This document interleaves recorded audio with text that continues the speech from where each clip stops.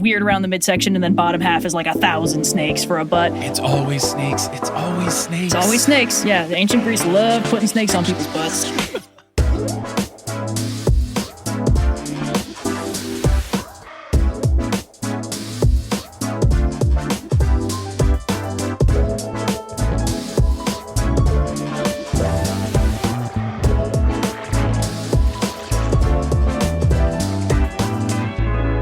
What's good? Thank you so much for tuning in to another episode of The Newest Olympian. My name is Mike Schubert. I'm the titular Newest Olympian. I'm a 30-year-old man who never read the Percy Jackson books as a kid, but I'm reading them now for the first time as an adult because I'm on a quest to determine if this is a book series that we've all been sleeping on. I'm not on this quest alone, though. I am joined today by a very special guest. It is Red from Overly Sarcastic Productions, who you might know from YouTube. Red, how's it going? Hello. Things are going pretty good. I'm excited to talk about this book series because they held a special place in my heart when I was but a young teen.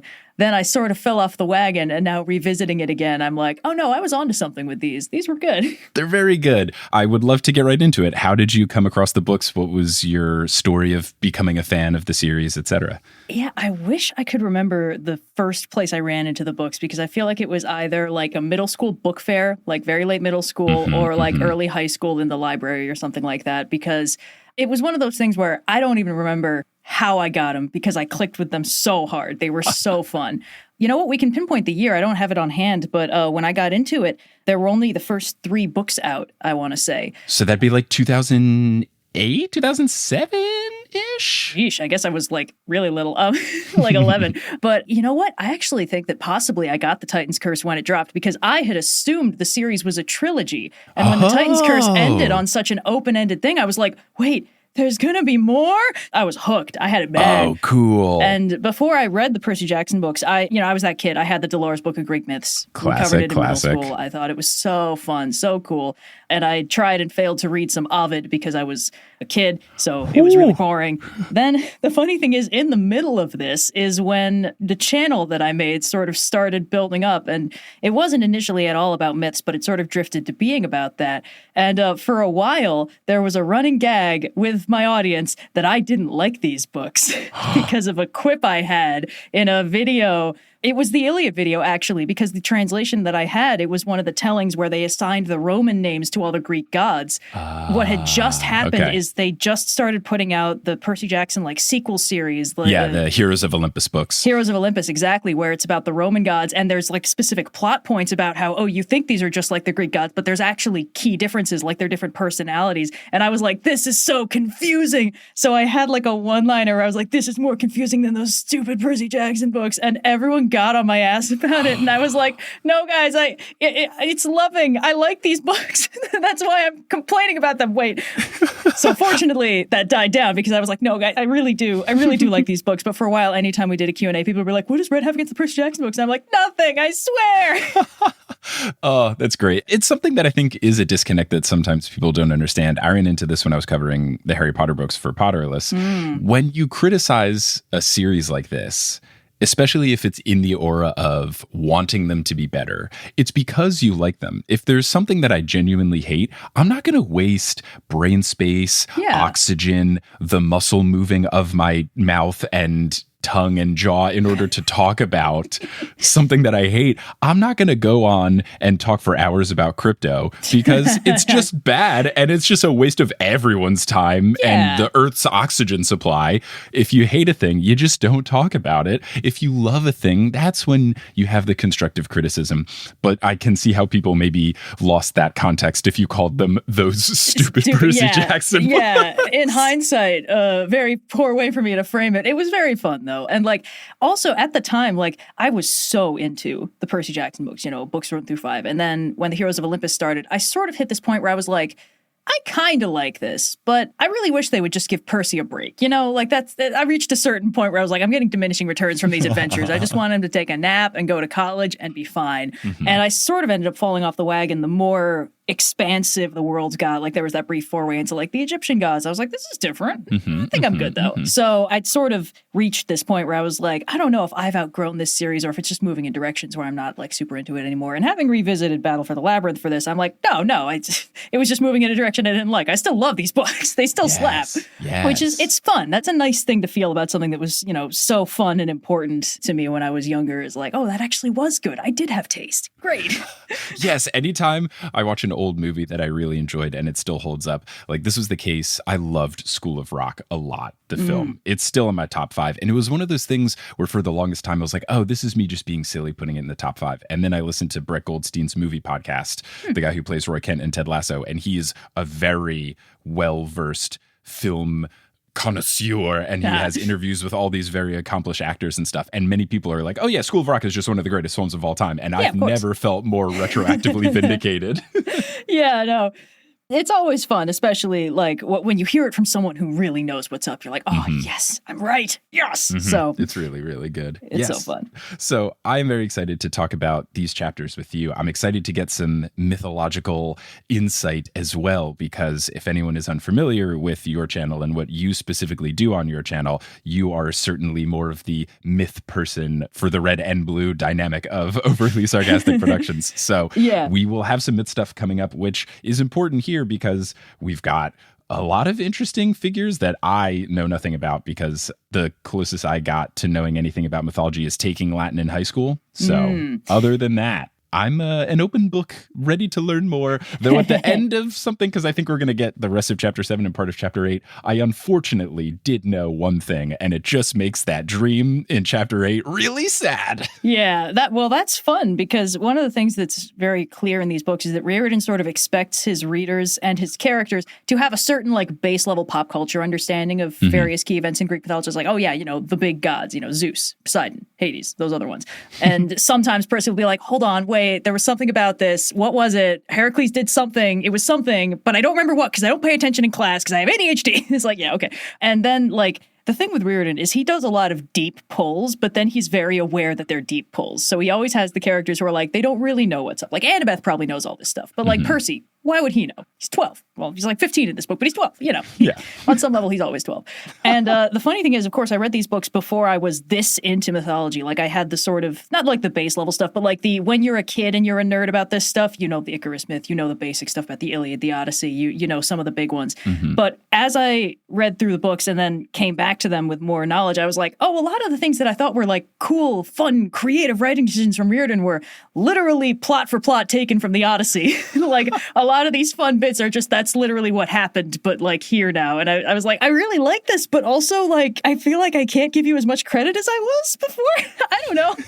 Some of that is the case in what we're about to cover here, because there's some fun remixing he does with some ideas, especially later. So we might not get to it, but there was something in Chapter 8 where I was like, this is neat. There's like 4 different things that are coming together here. Well, let's get into it. Let's see how much we can cover. So where we last left our heroes, they had just come upon Briares. Am I even pronouncing that one right? Here's a good question off the start. I think that's about as close as I'd be getting anyway. Okay. Yeah. So they've just come upon Briares, who is looking quite sad in his cell. Percy gave him a sick burn of saying either the sky isn't as tall as it used to be or he's short. And that is where we pick up. So Tyson falls to his knees. He calls Briares by name and he asks for his help. Briares looks up with a long and sad face and deep brown, all brown, no pupil going on, just straight brown eyes. And Briares warns Tyson to run while he can, adding that he can't help them because he can't even help himself. So he's seeming quite sad at this moment. Yeah, super bummed. Did you discuss in the last episode what exactly Briares is? Nothing more than what the book tells you. So any other insight to him and all of his hundreds of arms? Well, that's basically, this is another case where what Riordan puts in the book is pretty much all we have. The Hecatoncheires, the 100-handed ones, are the offspring of Uranus and Gaia. They helped Zeus and the Olympians in the plot of the Titanomachy, so they sided with the gods against their parents, the Titans. The Cyclopses are then imprisoned in Tartarus again because they're kind of jerks, but it kind of depends. And the Hecatoncheires are just kind of, they never appear again. They just aren't discussed. Briareus is like the Hecatoncheire that's like the better known one. The other two come up briefly, but Briareus, like in the Theogony, he marries one of Poseidon's daughters as like a reward for helping the gods. Yeah.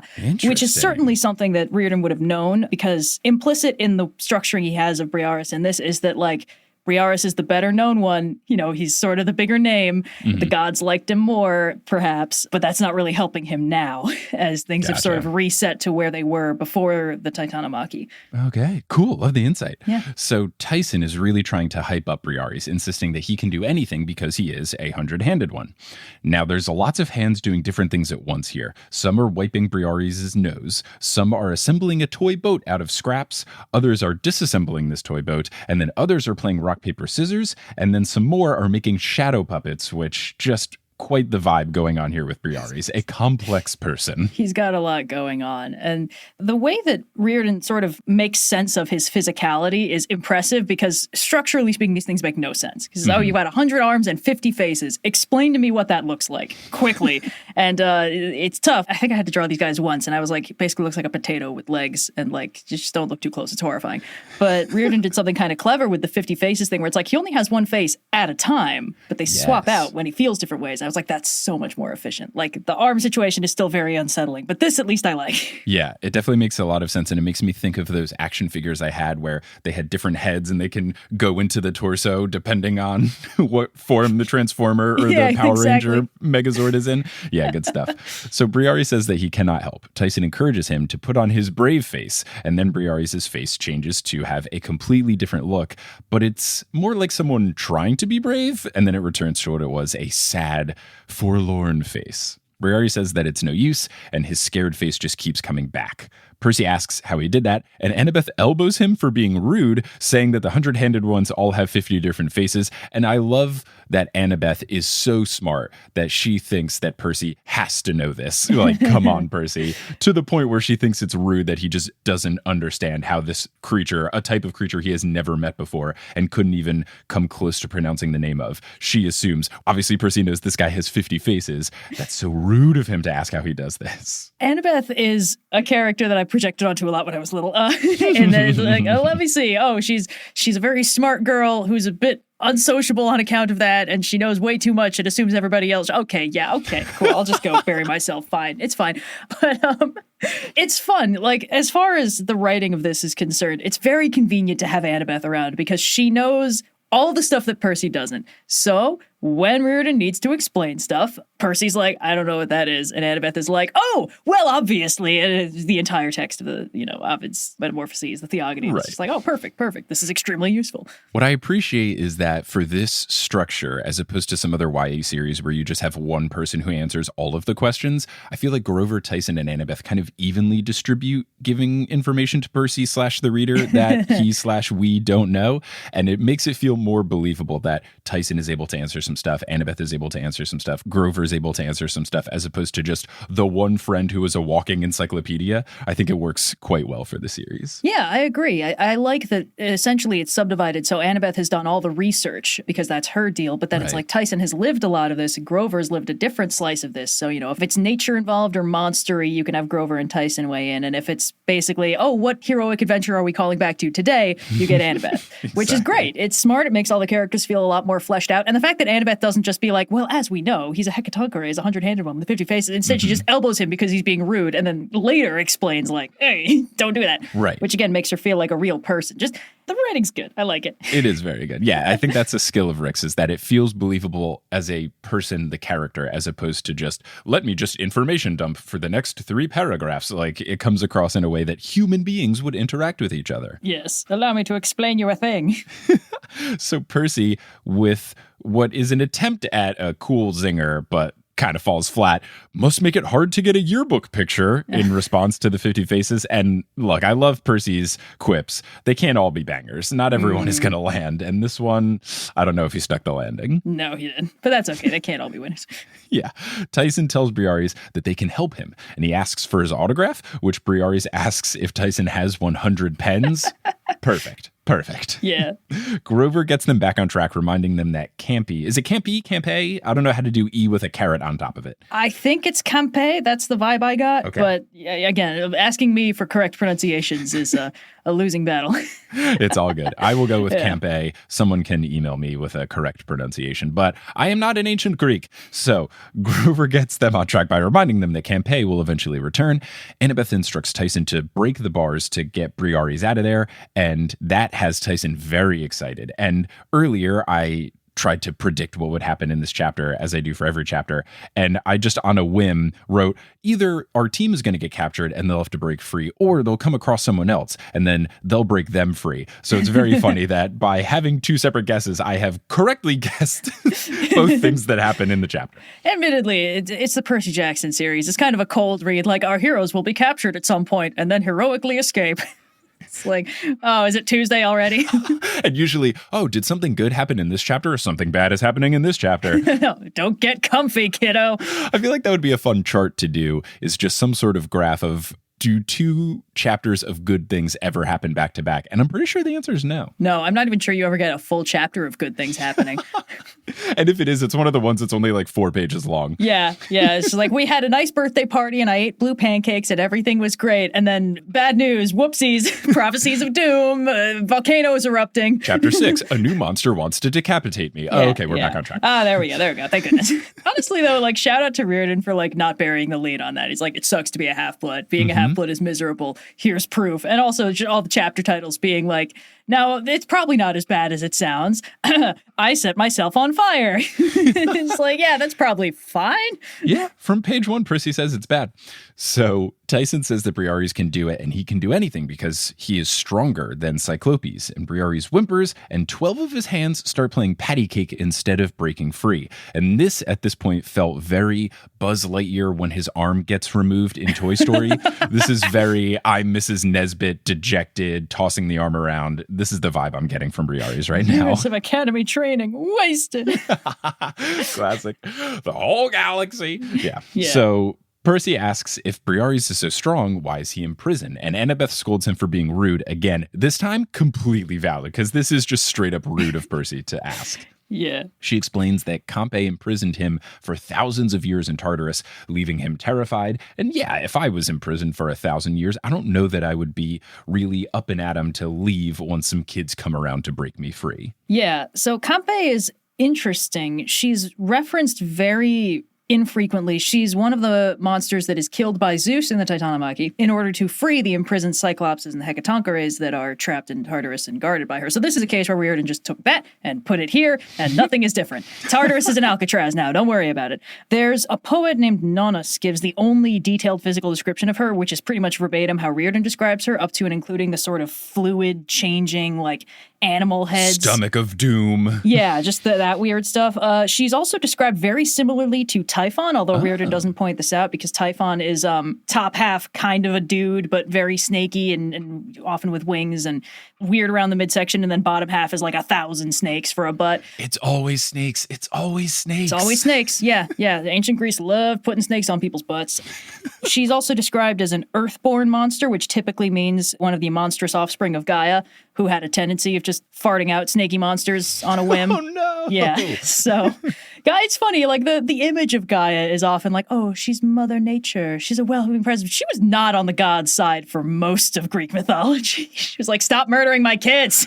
I feel like I have to readjust my Gaia knowledge because for me, it's mostly in the forms of Captain Planet and the Captain Planeteers. Planet. Yep. And then later on, Horizon Zero Dawn, where she's a really nice AI robot lady. Yep. So, yeah, for her to be farting out snake monsters, as you said, a very different vibe than my understanding of Gaia. Yep. Well, I mean, she is the source of all life, but also a lot of that life is really gross. So, you know.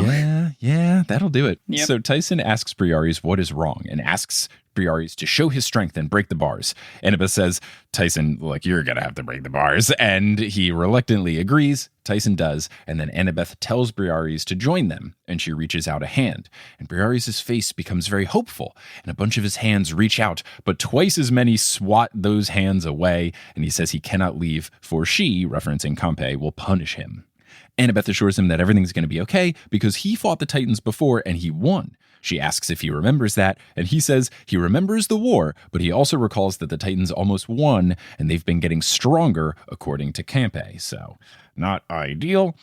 Percy tells him to listen to her, Annabeth, and calls for him to come with them, but Briareus doesn't move. And Percy knows that Grover is right in that Campe's coming back pretty soon, but he also knows that if they just leave Briareus behind, it'll absolutely crush Tyson. So what he does to speed along the process is what we all saw coming. He challenges Briareus to a game of rock, paper, scissors. Oh yeah, classic. As like one you does. do, you know.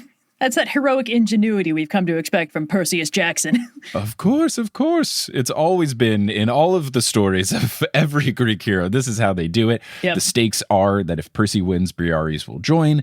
And if Percy loses, Briareus can stay.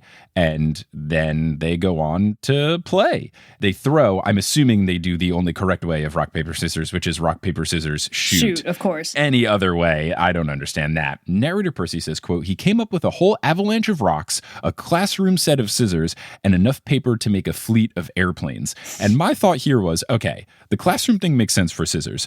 The airplanes make sense for the paper. Are avalanches not made out of snow? Are avalanches actually rock slides underneath snow and then snow comes with it?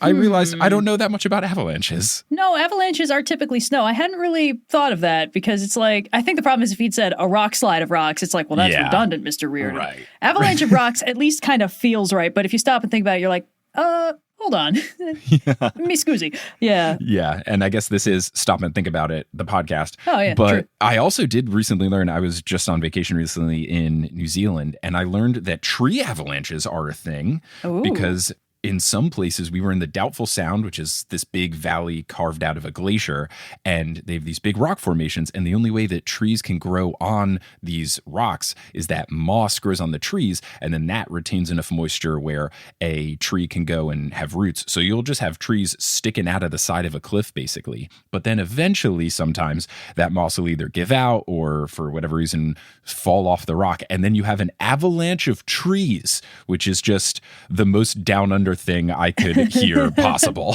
The one thing I can rely on trees to do is stand still most of the time. Not down here, different rules. Oh, boy. So Percy throws a gun and says that beats everything. And he says he's learned this from Paul. And before, I was kind of going back and forth of thinking, maybe Paul Blowfist is not a nice guy, because I found it awfully suspicious that he was in charge of this school that had Kelly and Tammy being there and being prominent figures. And it feels like they would have to have the greatest method acting of all time for him to think that they are just cheerleaders the whole time. So that was a little suspicious. The fact that he has taught Percy that throwing a gun in rock, paper, scissors is legit makes me all in on Paul being a villain.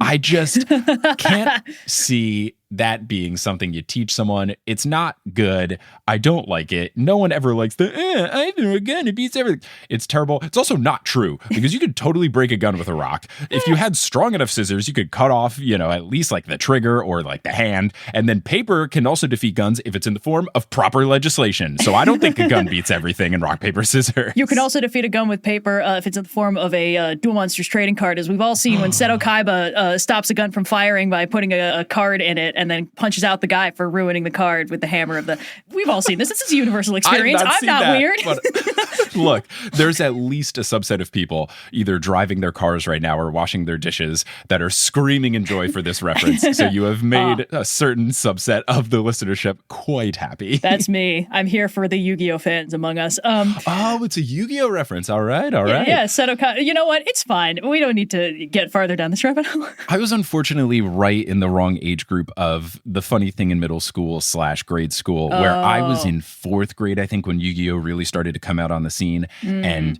my era was like, look, we're playing Pokemon. We'll get yellow version. We're not sure about these new versions of Pokemon. We're definitely not playing Yu-Gi-Oh. That's for 3rd graders. Oh, I see. Yeah. I was in the age bracket. I'm about 4 years younger than you, so I was in the age bracket where there were the Pokemon kids and the Yu-Gi-Oh kids, and a lot of them just had like huge bins of just all the cards mixed together. together because they weren't playing the games. They were collecting the cards. Of course. Boy. But yes, gun does not beat everything, but it's really funny to me, the suspicion about Paul, because it's like, that really is just the MO of the Percy Jackson series. Like, you're not allowed to have nice things. Oh, your potential future stepdad might actually be just an okay, normal dude. What's the catch? That's honestly, like, right now I'm suspicious of Paul. I'm suspicious of Juniper. And I was suspicious of Hera before the Hera reveal because she gave them food. And I was like, look, anytime someone gives them food or drink, it usually is bad. Can't be Medusa, Cersei, it's not a good idea. Never goes well. You can't trust ladies giving you snacks. Oh, I would be so bad in the Percy Jackson universe. I love snacks a lot. I would be so dead so quickly. It wouldn't be good. I'd be a dead guinea pig. It wouldn't be. Or I guess a dead guinea pig statue. It'd be terrible. You would have been a well-fed guinea pig statue. So it would have been worth it. At least my obituary could say he died doing what he loved, accepting food from strangers. I mean, I figure like the fact that being a half-blood is so deadly means that they gotta weed out a lot of the ones that just aren't gonna make it like early. You know? I'm happy to be a part of the weed out process. This is funny because when I first read these books, I was like, it makes perfect sense that the main character's 12 years old. And now looking at it, I'm like, none of this should be allowed. Yeah. That's always the thing with YA novels, is trying to think of the major decisions that I had to make at age 12, which were not hard ever, you know? I mean, at 12, it's like, yeah, I probably could have gotten mad enough to kill a Minotaur with my bare hands. And, you know, now mid-20s, I'm like, maybe, but I shouldn't have had to kill a Minotaur with my bare hands. You know, like there's been some serious parental failings going on, which is, of course, like the overarching plot point is like the gods sire kids with superpowers and a big target on their backs, and their mortal parents can only do so much. Good luck, kiddos. And then it's like, okay, of all the people here who could actually solve this problem, why are the only people who could do that not doing anything? Because of the rules. So Briari says that it's not fair for Percy to throw a gun, which is correct. And Percy says that Campe won't play fair, so who cares? Rare L from Percy Jackson here. I care. Rules are important. You can't just yada yada over the structure of important games such as rock, paper, scissors. Where is your integrity, Percy Jackson? It's nice of you to be speaking what Annabeth is clearly thinking this entire scene. Like, she's too smart to actually sabotage this clever plan, but she's so mad on the inside. Yep. Right. You know, Percy is very much in, it's not the journey, it's the destination. And Annabeth is upset, but she also understands, eyes on the prize. Annabeth like, the sanctity of rock, paper, scissors completely falls apart once you can just start making things up. But it's fine. Everything's cool. So they're about to descend and return to the labyrinth entrance, but then Campe is at the bottom of the stairs snarling. So they 180, and Briare's now gladly joins them, and he's flailing all of his arms while running, which is just a beautiful visual. Yeah. They bust out into the prison yard, and it's filled with tourists. San Francisco itself looks clear, but Mount Tam, which they can see in the distance, is very dark and stormy, and Annabeth notes that it looks even worse than it did when she was there. So tough situation, especially because she was there not too long ago. It's cool that constant escalating stakes are just kind of the norm of this series. It's like, oh, the Titans are rising and the gods are useless and everything's getting worse. But also, I don't know if Annabeth likes me.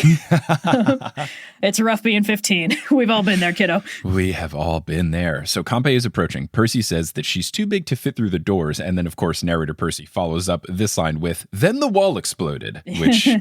the comedic timing that Rick employs with Percy versus narrator Percy contradicting himself is top-notch stuff. Yeah, it's funny. One of the things I actually noticed the first time I reread The Lightning Thief is how often he does that, where it's like there'll be like a block of dialogue, and then like whenever there's a, oh no, that's bad, it's always in its own separate line, like a one paragraph. Line breaks. Oh, yeah. The line break usage is so good. It's very fun.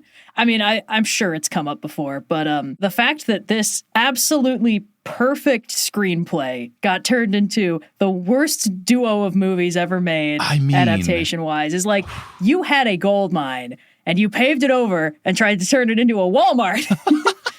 Oh, anyway. That's great. I have not seen the films yet. I will after I read all the books. So it is approaching. But I have read the angry letters/emails that Rick wrote to Chris Columbus, who is actively screwing it up. And now it makes so much sense because you're right. These books, often when I'm reading them, I can perfectly envision how it's supposed to look. Yeah. So for Rick to write these emails basically saying, you're ruining this. It's right on a silver platter for you. Why are you doing this? Yeah. It makes sense. You're totally right. I mean, there's a reason why I'm hopeful about the series they're going to be trying to do is like, you know, if you just stick with the book, you're going to get something workable. It's like there's comic adaptations of these different books that I've read through, and they're a little hit or miss, but the ones that work the best are basically the ones that are like, we're just going to treat the book like a storyboard and do what it says this looks like, and it'll be fine. It shouldn't be that hard. I'm glad Rick is involved in the show. It should be good. Yeah. So narrator Percy describes the scene. Taurus screamed as Campe appeared from the dust and rubble, her wings spread out as wide as the yard. She was holding 2 swords, long bronze scimitars that glowed with a weird greenish aura, boiling wisps of vapor that smelled sour and hot even across the yard. Terrifying stuff. Intense stuff. Grover identifies this green aura as poison, and he warns not to let it touch you. Percy guesses, yeah, because it'll kill you. And Grover clarifies, well, you shrivel slowly to dust first, but yes, then you die, which is peak Grover. Oh, Grover. Tyson urges Briareus to fight and grow to full size. Briareus does nothing, and then Campe approaches. Percy considers taking out Riptide and going at her, but Annabeth says what he's thinking, run. So they start running towards the wharf. Tourists are scared, and Percy wonders what they see through the mist. And that's what I was wondering this entire scene. I have no idea what they are seeing. Does it just look like there's an earthquake or something happening? That could be very on brand for San Francisco. This is going high on my list of questions to ask Rick Riordan if I ever do get him on the pod. Yes, good idea. I think it's interesting. There's sort of this undercurrent that I don't think is ever specifically described, that like the mist is pretty good at covering up like simple low-level stuff, but the titans and the sort of primordial earthborn monsters that are showing up are like so old and so vast that the mist doesn't really know what to do with them. It's like trying to cover it with the tarp, and it's like, well, I can still kind of see that this Godzilla under that thing. And I like that because it's this really efficient storytelling hint of like, look, this is beyond them on a very real metaphysical level. This is bigger and more powerful than anything they're capable of doing. And here's the biggest hint. The magic fix-everything blanket that keeps all the normies from knowing what's going on can't even figure out what to do with this. And I also like that he doesn't explain, like he doesn't have a tourist to be like, oh my God, that animatronic dinosaur is running wild or something like that. Because it's like, it's the horror of the unknown. We don't know what they're seeing. It can't be worse than what's actually there, but it's probably still pretty bad. What I appreciate is that for the times when Rick does the can't really describe this situation, it at least makes sense for the character of Percy or the narrator of Percy. Whereas in other books that I've read, recently I was rereading Harry Potter for a Potterless live show that I did. I was rereading the first book, and in the part of the first book where they go up and they bring the dragon to the top of the lookout tower, Harry, as the pseudo narrator, kind of because it's not as direct, he basically says, how we got all the way up there and back, we had no idea. It's like, you were there. You definitely what do you mean? knew it. At least in this story, this makes sense where Percy cannot see what the mortals are seeing, so his curiosity is valid. Sure, it's just a way for Rick not to have to describe something like you said, but it at least makes sense in the myth of how the story works, so I support it. Yeah. I really don't like when other things are, oh, it's so horrible that it's indescribable. Like, okay, author. Yeah, all right, Lovecraft, cool. But the other thing that this cunningly does is make it very clear that, like, we're underplaying it a little bit, but the entire world is at stake. Like, all the main characters are demigods, they're always dealing with gods and monsters and stuff. So, like, they know they're up to this. But, like, if this goes wrong, like, the normal humans are going to be screwed over, too. Like, I'm just saying. That's a really good point. That's something I didn't think about. But yeah, by leaving the labyrinth for a bit and having mortals be in danger, you realize, right, it's not just Camp Half-Blood. It's not just the Olympians. It's the whole world, everyone included. The fact is, like, Percy Jackson as a franchise has this very interesting thing of, like, the main characters are all these, like, super-powered beings. But there's very little focus on, like, and they must use these abilities to protect humanity, because it says, like, they're 12, they must use these abilities to stay alive, which is good. But having these little moments of heroism is fun. And this kind of ties into, I don't want to derail too far, but, like, one of the things that I actually quite liked about the Heroes of Olympus series is that the narrator POV character is not Percy. And that part I wasn't a huge fan of, because being inside Percy's head is so fun. But this did mean that we got to see other people's perspectives on Percy. And from everyone else's perspective, Percy is the coolest person alive. He's so powerful. He's got a sword. He's incredibly strong. He's done all these legendary godlike things. But of course, whenever we're inside Percy's head, he's just panicking nonstop. And like the ADHD is going on overdrive. So he's like, oh God, everything's terrifying. Ooh, a hot dog stand. Okay, focus. But like everyone else is like, that's Percy Jackson, the coolest, handsomest demigod that ever lived. And it's like, yeah, that's my boy. And I'm really proud. And that's like the one thing I really liked about Heroes of Olympus is just that little bit of like, yeah, he is really cool, actually. Oh, that's awesome. Yeah. I'm excited to get to those books. So Grover asks if they should get in a boat. Tyson says that would be too slow. The only option is to go back into the maze. Annabeth says that they need a diversion. Tyson says that he will distract Campe. And Percy offers to help, but Tyson refuses because the poison only hurts Cyclopes. It doesn't actually kill them. So he tells Percy to go, and he assures him that he will meet them inside. Percy doesn't like it, but he heads off with Annabeth and Grover. They each take a Briare's hand while Tyson charges at Campe with a pole like he's jousting. Tyson has already been one of my favorite characters, and he just continues to become cooler and cooler with each successive sentence written about him. Running at her and jousting her, let's go. Let's go. Tyson is the best. He's such a sweetheart and also an ass kicker, and we're so lucky to have him. We are so fortunate to be in his presence. I'm glad that they only sort of had the Percy's a little bit jealous plotline be kind of like a sub thing in, I want to say, Sea of Monsters. Yeah, there's a little bit of, oh, is my awkward brother, I don't want to have to deal with him, but very quickly becomes, I love this guy, everybody can go kick rocks. Right, but also I thought that was great because like it started off as like it's kind of a forced character conflict, and then it's like he's 13, he only just found out who his real dad is, and now he's finding out his real dad has a bunch of other kids who he seems to like more, and Percy doesn't know how to reconcile that, and he's taking it out on Tyson, who also like, you know, obviously they're all gods and monsters and demigods and stuff, but like there's a lot of often very purposeful coding for like real world stuff, and you could easily read Tyson as potentially a quote unquote low functioning form of certain neurodivergences. You know, he's not very socially apt. Percy being embarrassed by him in public is like, okay, yeah, just get over yourself, man. And then as soon as he does, he's like, actually, I love this guy. He's great. And everyone can fight me. Is like, yes, get it, kiddo. It's really good. It's really good. I like it a lot. It's handled quite well. I think because Riordan went into this series specifically of the mind of like, you know, my kid with ADHD and dyslexia needs books where he can see himself as the hero. Let's do it. And so he's coming at this from a very sort of compassionate and careful perspective when it comes to representing the mindsets of different kinds of kids and how they see the world and the difficulties they might face. And I think that's really good and impressive, but that's not the book we're talking about. I'm the one who has to focus now. It's all good. I love it. I love it a lot. So back to this book. Tyson takes Campe by surprise since she was locked in on Briare's, but after getting rammed into a wall by the pole, she slices it up with her swords and neutralizes this new pole threat.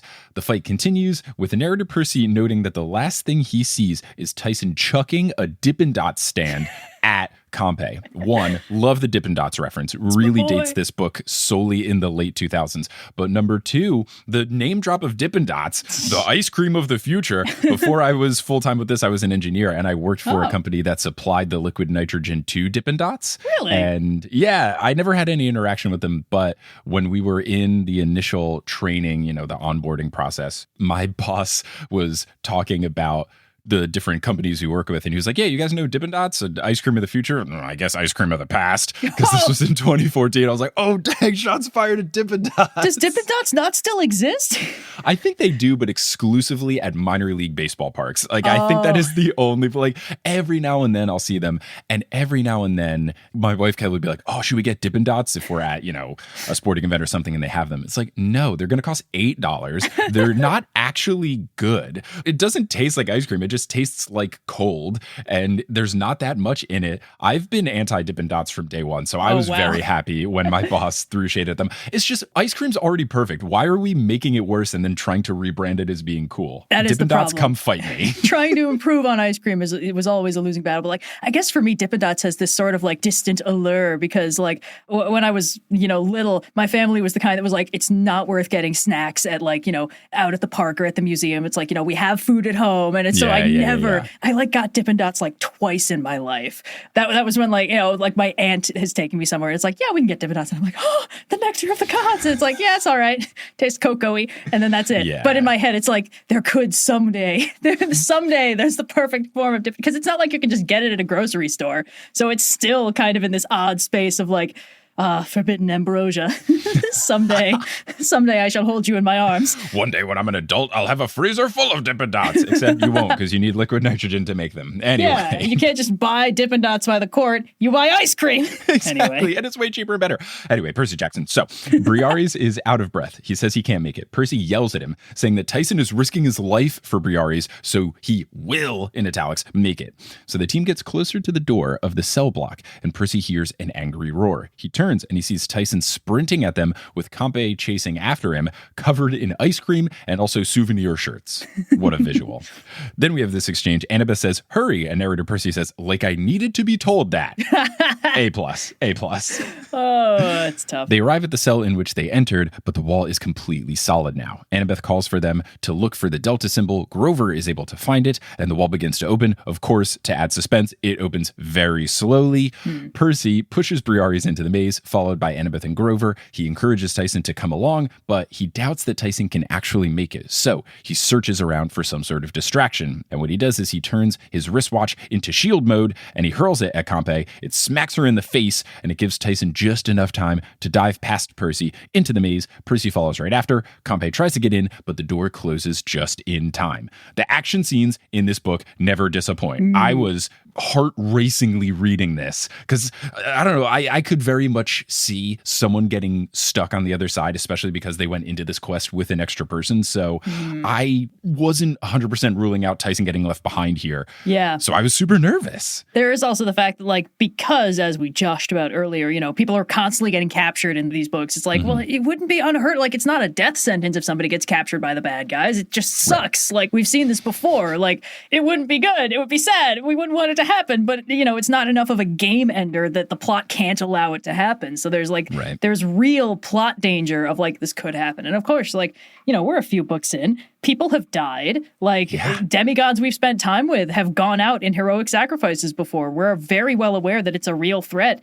In part because Riordan doesn't just backload all the major character deaths. They can sort of just happen at any point in the story. And it's always very sad. And it's never downplayed as it's just, we didn't know that guy. It's fine or whatever. But he's a writer who's really good at handling character death in a way that feels impactful and rough and also possible at all times, no matter how important the character is, which is pretty tough from a writing standpoint. Because, audiences are genre savvy enough to be like, oh, you'd really kill Percy. Come on. He's the narrator. You can't get rid of him. Look, I'm never ruling anything out. In this case, I do know that Percy is in the sequel series, and I know Annabeth is in the sequel series as well. I knew that, going into it. I knew Percy and Annabeth were in the sequel series, but that's it. But otherwise, yeah, I wouldn't put it past Rick to have anybody die even early on. And it's something I've been saying. I want to read this, but I can't have anyone tell it to me, so I hope it just naturally occurs in my life. But I would love to read some sort of book series where the main character just dies halfway through the second book, and you're like, what? It would be very interesting. But obviously no one can suggest that to me, so maybe one day I'll come across it. Is that not what they did with Game of Thrones? I've not touched Game of Thrones yet. Me neither, so. All right, no touching, we're good. My understanding of Game of Thrones is just everybody dies all the time.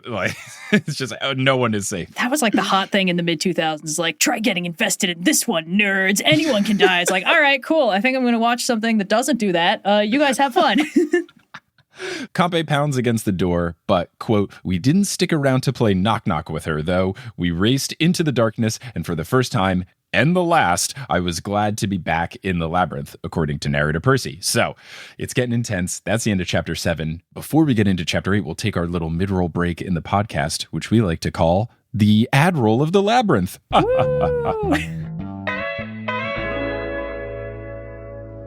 Hello and welcome to the Admiral of the Labyrinth New York City edition. After months of not New York City editions, we're back, and I'm here with some fun announcements for the show. First, this coming Saturday, January 28th, Stephen Parra and I are doing another Hades the Video Game stream for patrons. If you join the Patreon at thenewsolympian.com/Patreon at any tier, you can watch this stream where Stephen and I are going to be playing for like 3 hours or so, and I'm going to see if I can beat the game. Last time I came frustratingly close to beating the game, and I'm going to try to do it again, but we'll just see as much Hades as we can get in. Johnny might come through as well, so bunch of fun stuff happening. It'll be silly, it'll be goofy. This Saturday, January 28th at 4 p.m. Eastern Time, we will be doing the stream. You will get access to a replay if you are on the Patreon, so if that time doesn't work out for your time zone, don't worry about it. You can watch a full replay. And again, any tier of the Patreon gets access to this, and if you join the Patreon, you'll get access to a whole bunch of other stuff. Bonus episodes, director's commentary, live streams that we do every month, Q&A stuff, lots of fun stuff there at thenewsolympian.com/Patreon. Speaking of fun stuff, I've been talking about the San Diego show. I've been talking about the San Francisco show. I've been talking about the potential LA show, which I'm now happy to say is definite. Tickets aren't live quite yet, but I just wanted to let you know so you can mark your calendars. We're doing a double feature show on February 21st. The venue has an 8 o'clock slot and a 10 o'clock slot open, and it's a bit of a smaller venue, only 75 seats. So I'm doing a double bill show where the 8 o'clock show will be the News Olympian and the 10 o'clock show will be Potterless. You can get tickets to one. You can get a discount if you get tickets to both. So tickets to that will eventually be live at thenewsolympian.com/live, potentially by the time you're listening to this, so you can check it out. The best way to know if they're live, follow us on social media at News Olympian on Twitter or Instagram. Once those tickets are live, I will post about it. But for sure, the San Diego show on the 20th of February and the San Francisco show on the 23rd of February are in the position where you can get tickets. People have already been getting tickets. I'm really excited for those shows, and those are live at thenewsolympian.com/live. Also, I mentioned the Patreon earlier. I want to give a shout out to the folks who have most recently joined our team over at thenewsolympian.com/Patreon. So shout out to our newest God tier patrons, Carlos, Emmy Miranda, Sebastian Sawyer, and Owen Warts. Shout out to our newest demigod tier patrons, Julia Noski and Archer Ma, and a happy birthday shout out to Rachel Barlow. Also, in the spirit of name corrections, I want to do a word correction for last episode. The correct pronunciation of a word I was trying to say, and I hope I'm saying it right this time based on their instructions,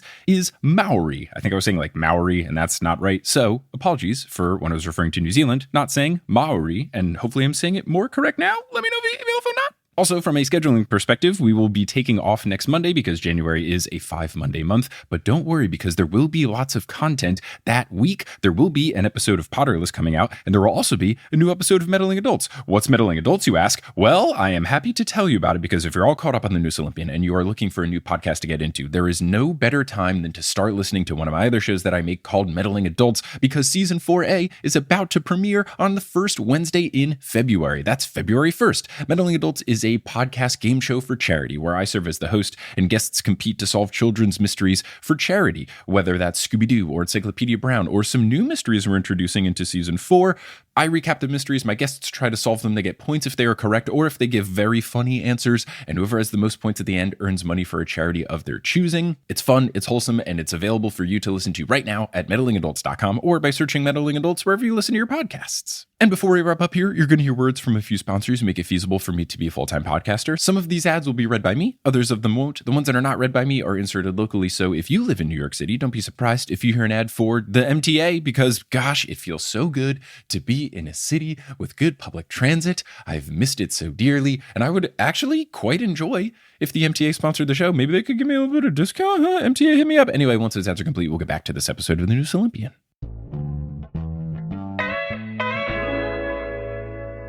And we're back, and we're here to discuss as much of Chapter 8 as we can get to before we hit about an hour-ish of recording, so let's go! Let's go! This chapter is called We Visit the Demon Dude Ranch, and of course I'm trying to guess what happens here. My guess is that they will go to this titular Demon Dude Ranch. I would guess that it is a place where they have monsters, but they're not necessarily fighting them, just because ranch gives me the sense of they are somehow contained. And it made me think back to the boxes from earlier, which we haven't been confirmed, but I'm guessing contained the giant scorpions. But I thought those said that they were from a different ranch. Like, I don't know why the name Triple G Ranch is coming to mind instead of Demon Dude Ranch, but I guess it could be that Demon Dude Ranch is a nickname for whatever Triple G Ranch is. So my guess is that this is going to be the Triple G Ranch, but I do not know, and we'll just have to see. Demon Dude is interesting because that does feel like a Percyism, but it's not completely out of the realm of possibility that there's a place just called Demon Dude Ranch. Right, because Dude Ranch is a thing. I am not Southern enough to understand the difference between a ranch and a dude ranch, and even what it means, or even what qualifies a ranch versus just a big place with fences. But at least dude is a term that could be with ranch, but also, you're right, it could just be a teenager saying that it is the ranch where demon dudes are. So it could be the Demon Dude Ranch or the Demon Dude Ranch. I didn't know that Dude Ranch was a thing. It is a thing. I'm just going to quick Google because that's not going to have spoilers. What is a dude ranch? Okay, according to dictionary.com, dude ranch in the western United States, in parentheses, a cattle ranch converted to a vacation resort for tourists. Huh. Oh, it's also known as a guest ranch. I did not know that at all. So that's wild. I guess you start as a ranch, and then if you get gentrified, you become a dude ranch. It's like a Pokemon evolution. Oh, no. Yeah. What is the stone that gentrifies you? Is it like it's money. Oh, no. Fat stacks of cash. Slap that on your Eevee and they turn into something completely insufferable. Oh, it could be like a credit card and you do the tap to pay. Or you swipe. Yeah. Oh, boy.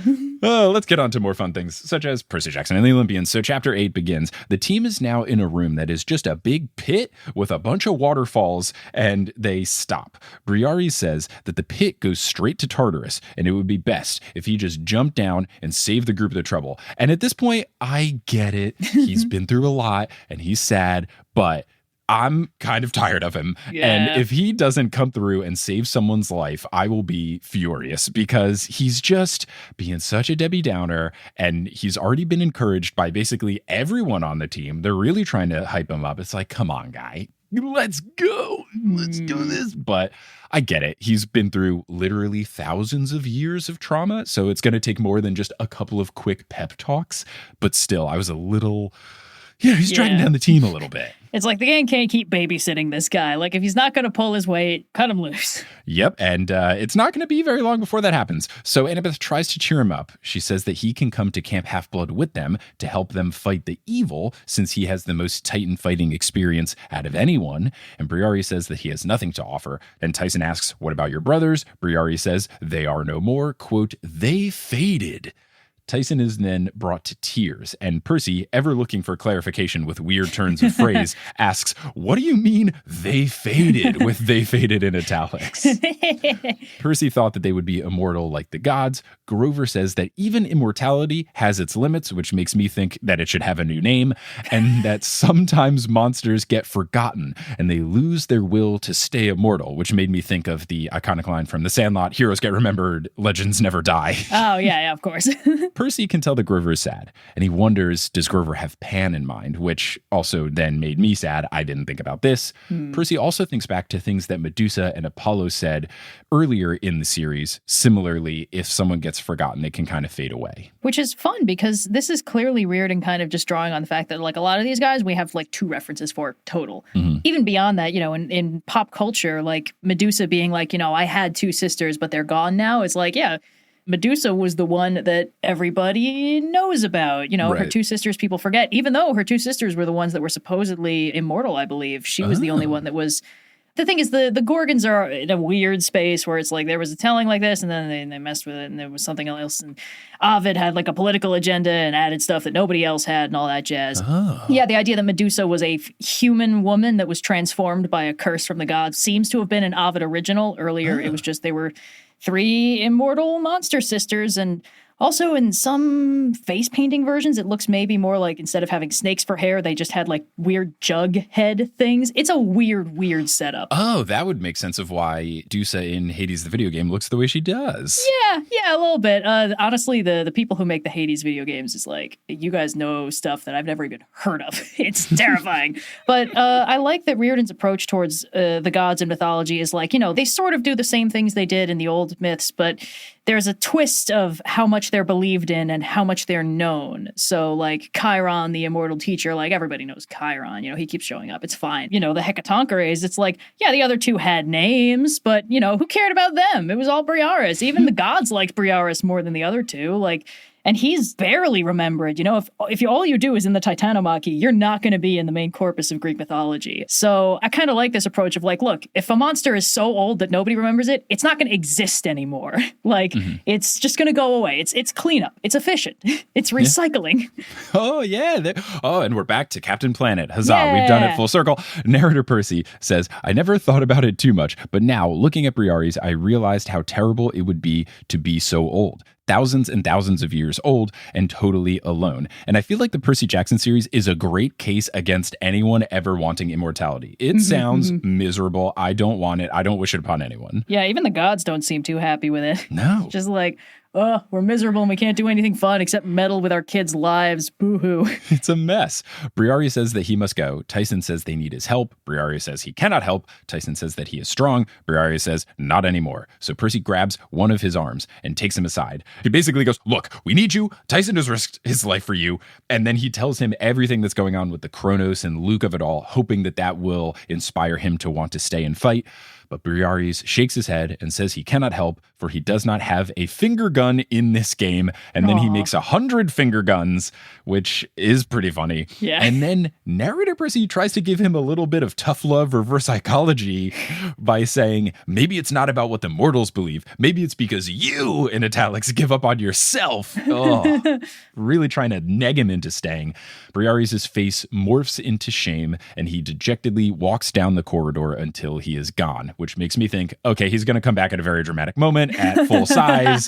This is fine. Now we don't have to deal with him moping about, and he can come back with his 100 arms being quite larger, and he, does a 100 fist punch on some evil monster that they come across later in the series. Yeah, it's a pretty soft read, but it's like, oh, this character with limitless potential that we've seen absolutely none of just doesn't believe in himself hard enough, so he leaves, he walks out of the plot, and it's like, all right, so now the writer has that in the back pocket for whenever he wants a heroic rescue to show up, and that's fun. One thing I like about the Percy Jackson series is that there are always so many Chekhov's guns in play that you can never actually guess what's going to be the thing that solves it. So you can never actually guess which one is going to go off when. It's really interesting. Riordan does a lot of stuff to sort of break up the sort of tropey monotony that could very easily afflict a story this dependent on old patterns of storytelling. I mean, for crying out loud, a lot of these things are just taken word for word almost from, Pseudo-Apollodorus and the Theogony and Ovid's Metamorphoses and stuff like that. And it's just like the fact that you can still remix this and keep me guessing is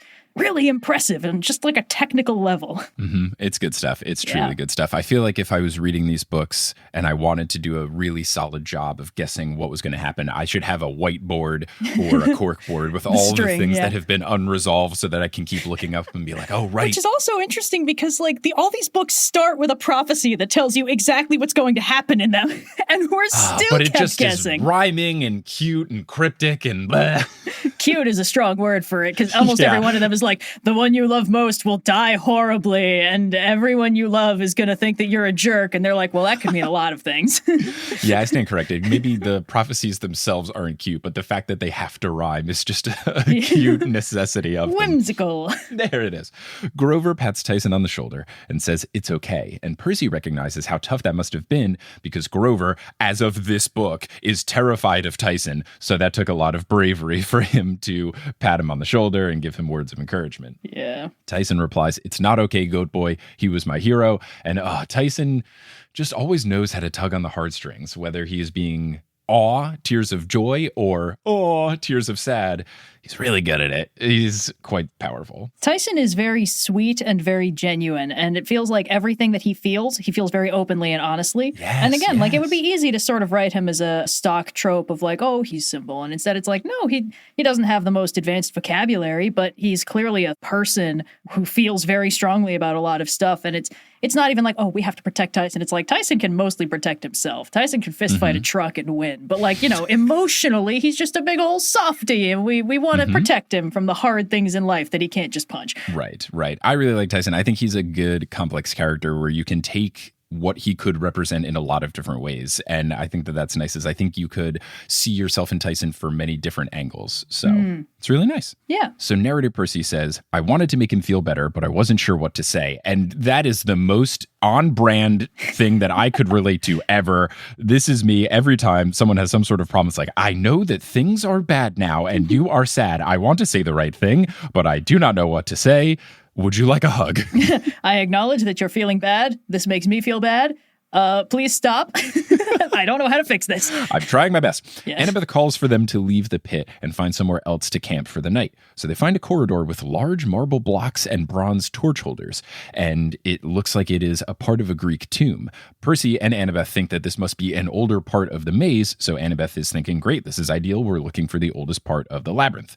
She says that they must be close, and she encourages everyone to rest up and get ready to roll in the morning. Tyson very astutely asks, how will we know it's the morning? And Annabeth instructs him, just rest.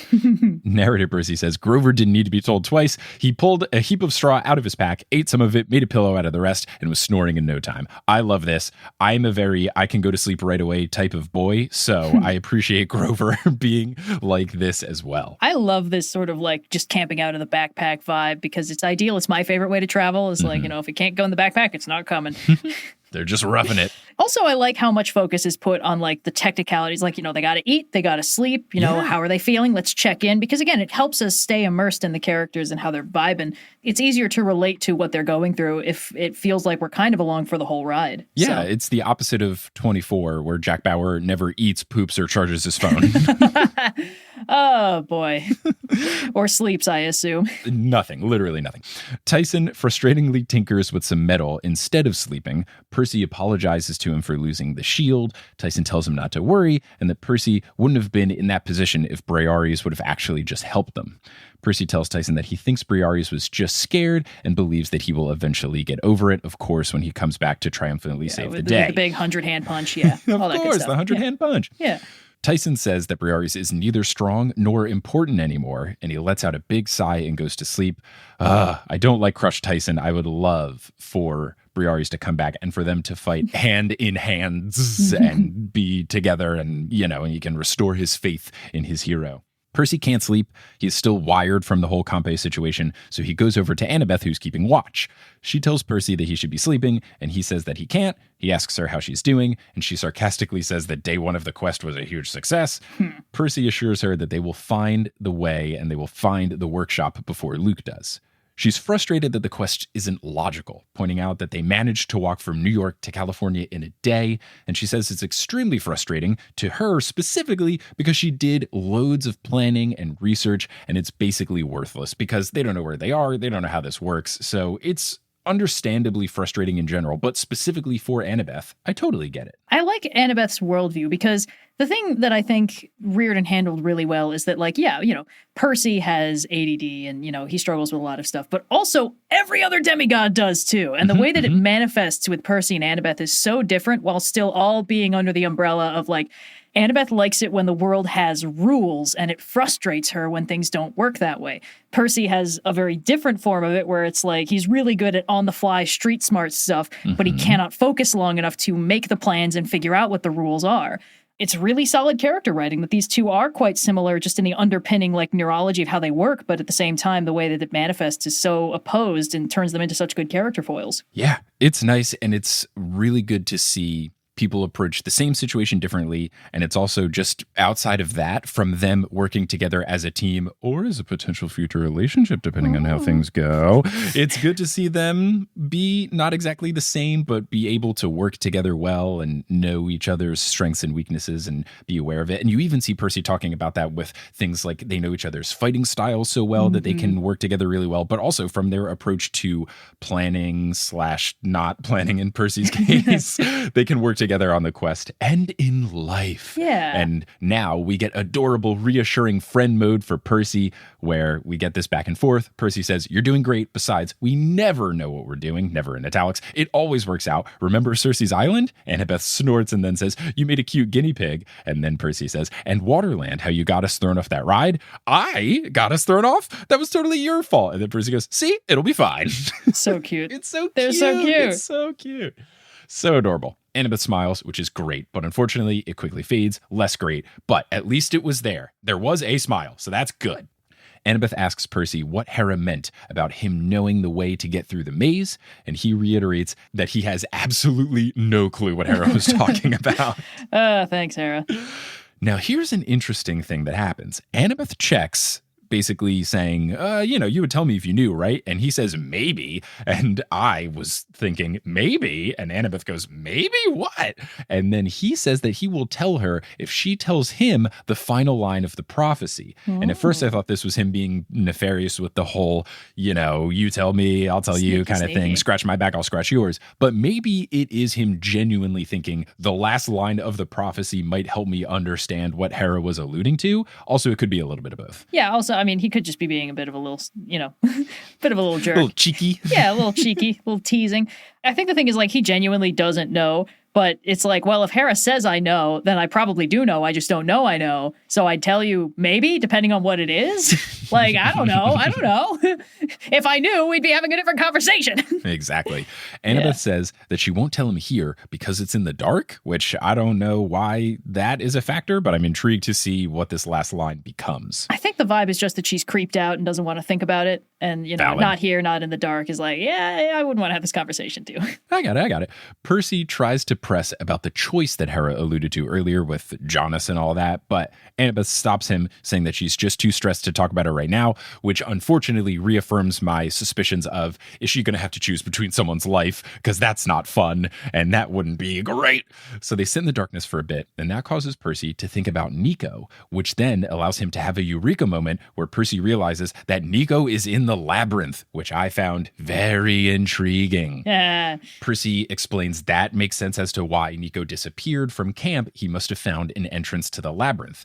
And it does make perfect sense, so much so that I'm upset that I didn't think about this first. Hats off to Percy. He believes that Nico has found a path all the way down to the underworld because the first Iris message collect call came from seemingly the underworld. But then Percy thinks that Nico has made his way back up into the maze because he's looking for Percy. This is the second time Percy has said this, and it feels a little bit Percy-centric of him to be like, oh, well, clearly Nico must be after me. Where I don't know if that's it. He could have a Percy revenge arc, but I also could very much see a world in which Nico is in the maze for a completely different reason. We've heard the ghost talk about the maze similarly to the whole Clarice getting through the maze and leveling up. So maybe that is what it is, because they said if he gets through it, then he might have the power to bring her back. So I think that could be it, as opposed to just going to hunt Percy Jackson. But Percy's being a little bit main character-y to be like, clearly I'm the main character of everyone's story. I will say, I think it actually makes sense for Percy to have this sort of blind spot for what else Nico could be doing, because Percy clearly feels responsible for the death of Bianca. So it's whether or not, the thing is Nico blames Percy. Percy also blames Percy. So it makes sense for Percy to be like, if I was in Nico's shoes, I'd want me dead too. I get it. I totally get it. But the thing is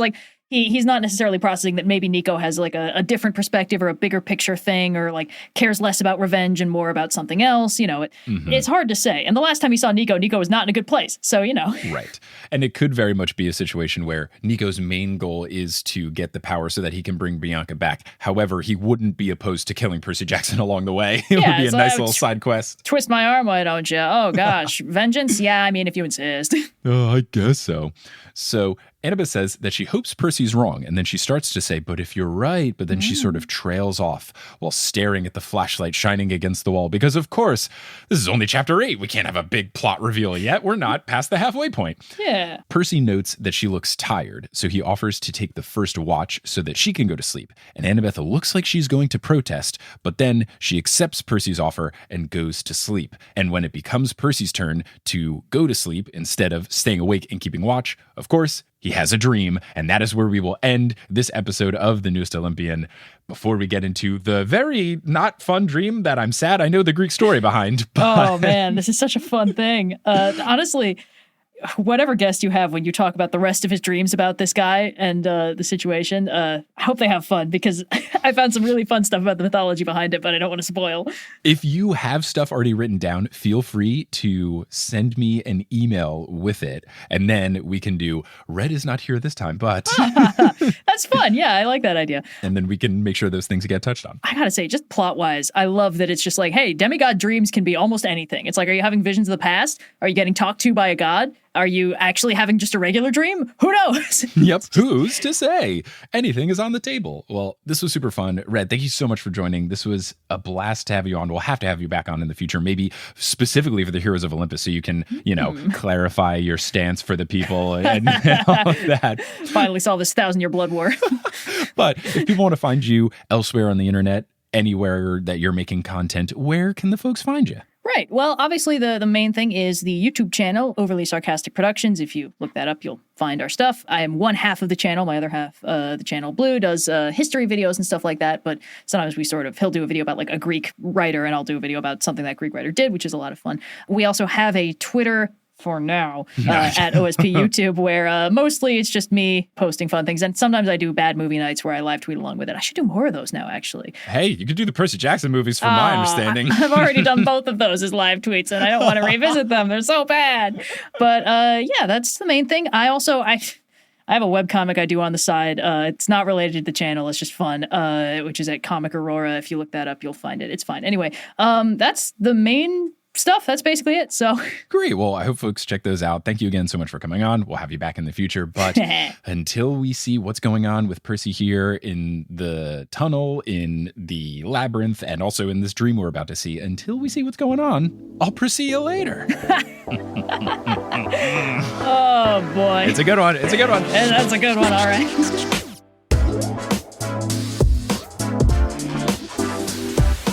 Thank you so much for listening to this episode of The Newest Olympian. This podcast is created, hosted, and produced by me, Mike Schubert. I also run the social media and the website. Our editor is Sherry Guo. The music is by Bettina Campamanes and Brandon Grugel, and the art is by Jessica E. Boyd. If you love the show, you're all caught up on the show, and you just can't get enough, you should check out our Patreon, where you can get access to loads of bonus content, bonus episodes, bloopers, director's commentary, monthly Q&A live streams. All sorts of good stuff lives at thenewsolympian.com/Patreon. And if you want to rep the show, you can get some merch at thenewsolympian.com/merch. If you want to be part of a larger community, you can join the Patreon, get access to our Discord, but you can also check us out on social media. We're at Newest Olympian on Twitter, Instagram, and Facebook. We have a subreddit, reddit.com/r/thenewsolympian. We even have a TikTok account that Sherry runs. It's at Newest Olympian, and lots of good stuff on social media. This show wouldn't be possible without our patrons, and I want to give a shout out to our Ultra God tier patrons: Lotta Bartova, Kelsey Gillespie, The Damn Steam Nuggets, Vicky Garcia, Ellie Hoskovchova, Veronica Bartova, Haley Hastings, Robin Garcia, Frida Vikstrom, Megan Moon, Olivia Y, Craig McRoberts, Taylor Payne, Giselle Salvador, Peter Johnson the Twin, Sabrina Balsiger, Boney Pony, Heather McMillan, Casey Williams, Polly Burge, Nikki Harris, Tatiana Schmidt, Sandra Rose, Bridget Lowry, Josh Sayer, Josh Wilkie, Abby Ryan, Wise Girl, Ashton Gabrielson, Marco Redhouse, Falcon, Joey James, Christopher William Boucher, Caden Max, Sam Reeby, Carly Allen, Riley Kiedis, Mary Kelly, Audra, Mackenzie, Mrs. O'Leary, Aaron Wood, Rodith Kalna, Milo Kim, Fred Cabras, Harlan Christ, CC Reeds 23, Sandkoff, Julia Kendall, Emil Oscar Thomason, Liz Cardigan, Michelle Spurgeon, Zachary Hamilton, Sarah Neal, Ricky, Francesca Pacheco, John Drulsma, and Demigod Nurse. If you want to help out the show in a non-monetary way, tell a friend about the show. That really helps a ton. Reach out to someone directly and say, hey, you love Percy Jackson, or hey, you've been looking for an excuse to read Percy Jackson. There's this podcast. It's very good. The host is very humble.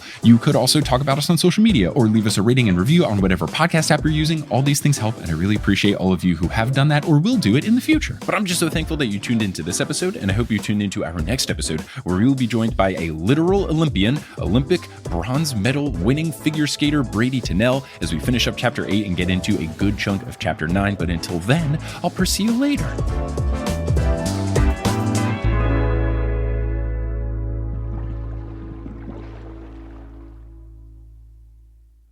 Hey everyone, how's it going? It's me, ASMR Mike. So for this ASMR Mike segment, I'm going to search through the voice memos on my phone and see if I've got something else from the Australia and New Zealand vault. I believe that I do. I'm not sure what's left, but I've got something, so here it is.